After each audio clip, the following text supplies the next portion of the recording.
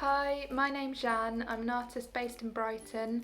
I work in sculpture and installation using mostly photography, print, film and ceramics. So this activity is called Kitchen Fossils, and participants will make a simple cornflower clay. With this clay they'll then take a series of imprints of their own kitchen surfaces and textures. Once they've got these individual pieces, they'll cut around them so that they look like broken bits and shards. And then this takes a couple of days to dry, and once they've dried, you'll make a blue sand out of salt and blue food colouring. Overall, the activity looks at elevating your normal kitchen surfaces and textures to become something surreal and different, full of imagination. For stage 1 of the Kitchen Fossils workshop, you will need to measure out 150 grams of corn flour, 150 millilitres of water, and 200 grams of bicarbonate of soda, which is usually the amount of a pre-bought container of bicarbonate of soda. Also, have a bowl ready with a damp piece of kitchen paper. Step 2. In a saucepan, combine the corn flour, water and bicarbonate of soda and mix until smooth and not lumpy.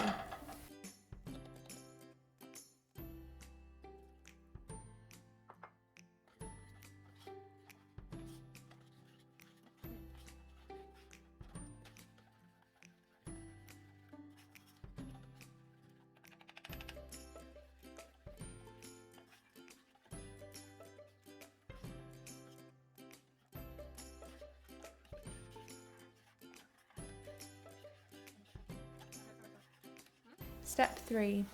Heat gently and stir continuously. After about 5 minutes, the mixture will thicken. Keep stirring until it forms a ball and sticks together.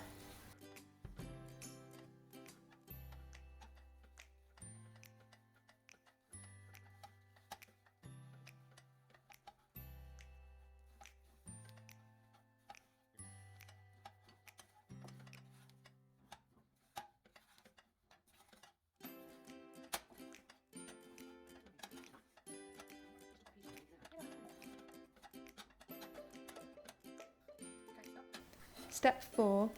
Transfer to your bowl and place the damp cloth over it and wait until it cools down.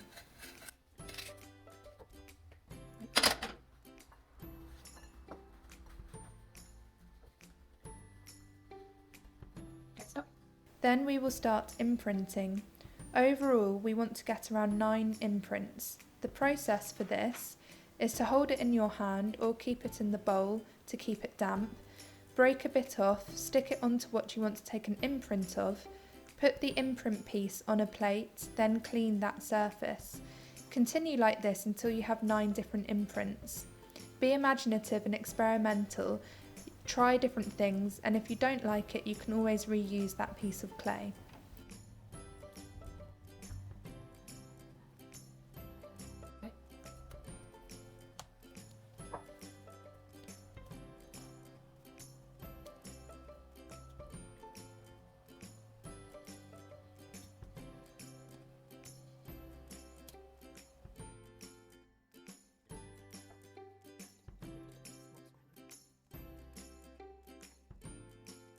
Once they are all on the plate, we will need to cut around the edges so they look like broken shards. Step 9. Using a cutlery knife, cut cleanly around the edges but not taking too much off. Now it's a case of waiting for 2 days for those pieces to dry. Make sure it's out of direct heat and sunlight.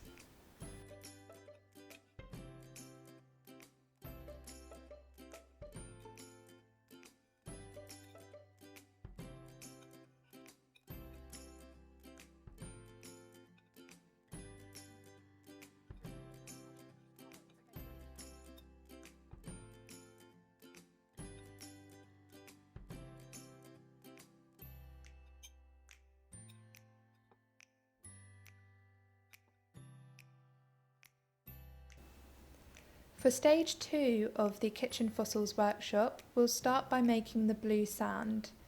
For this you'll need around 2 to 3 cups of table salt, which is the fine salt, blue food colouring, preferably gel, which will make sure that it doesn't get too wet. Place the salt and a big squeeze of food colouring into the bag.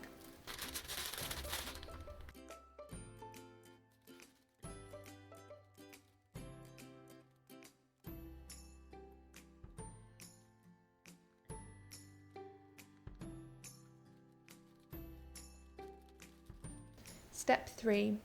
Get any air out of the bag and close shut. Step 4.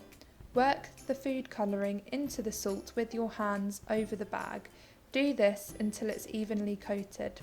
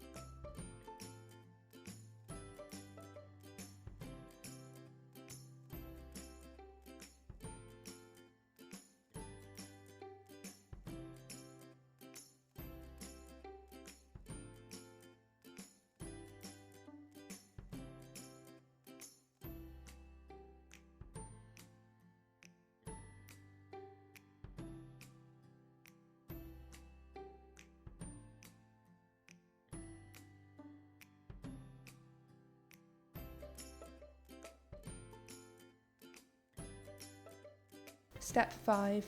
Next, take a piece of cling film and place it down onto a worktop. The cling film needs to be about the size of the area you're going to put the salt onto and for it to fit the pieces as well.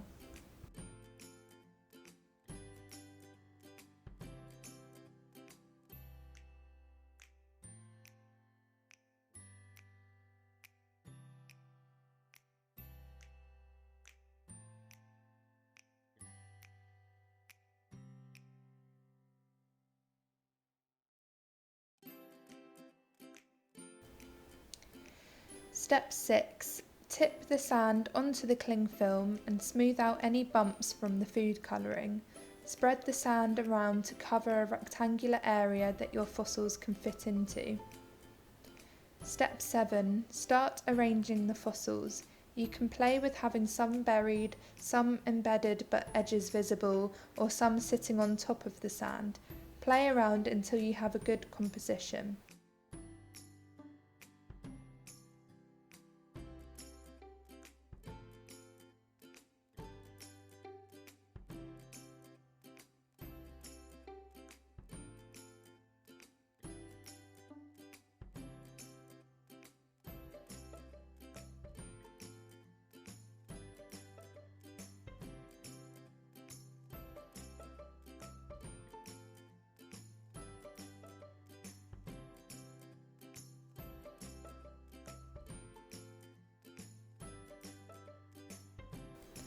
Step 8.